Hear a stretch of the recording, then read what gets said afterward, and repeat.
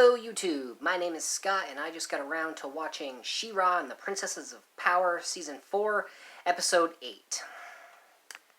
So, Selenius has fallen, the Horde's controlling the seas, and Seahawk gets the bright idea to take Bo on a boys' night out. And Swiftwind decides to go along. So they're back in the tavern or wherever it was where they met Seahawk for the first time, and it turns out that he'd had a plan to have a friend of his kidnap the three of them, in the hopes that it would reunite the princesses in coming together to save them.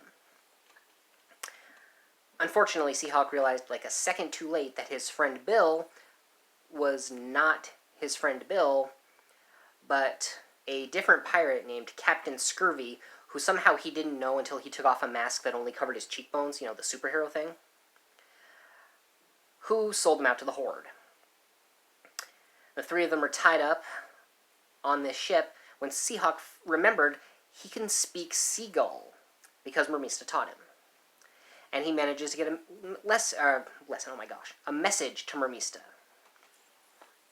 Now, she's been moping in a bathtub at Bright Moon and eating ice cream this entire time because Selenius fell and she doesn't know what to do.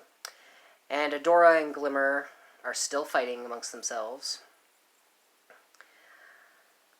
And Adora just happened... Nope, wasn't Adora.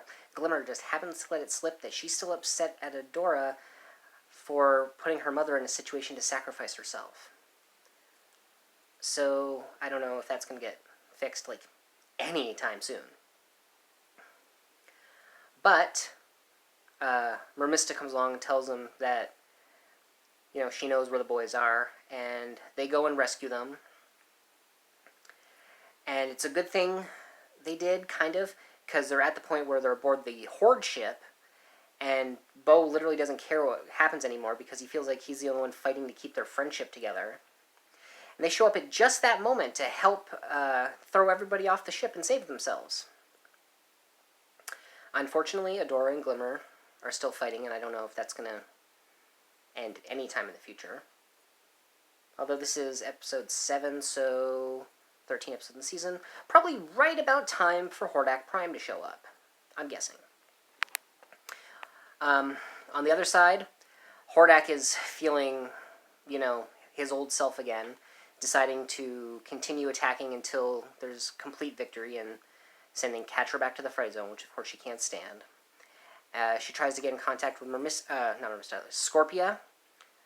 She can't. She can't figure out why. She goes to her room at the Fright Zone and finally realizes that she left. Because clearly Catra took her friendship for granted and didn't realize it. Of course, I also don't think she realized that. Pretty sure Scorpio wants to be a little bit more. So I wasn't really that stoked to hear of that particular character development on Bo's part when he's giving up on the best friends squad, especially since he's the one that named them. It was interesting, though, to hear Seahawk's song about being friends with friends. It seemed like it was a song he made up on the spot, except that he had somebody there in the tavern ready to play music to it. And then Mermista, when she shows up on the Horde ship to help save them, she does like a rock remix of it that she sings along while she's attacking. And she says later they should always fight to music. I don't think that's a bad idea. All in all, not a bad episode, and thank goodness for seagulls, I guess. Moving on to episode 8. See you next time.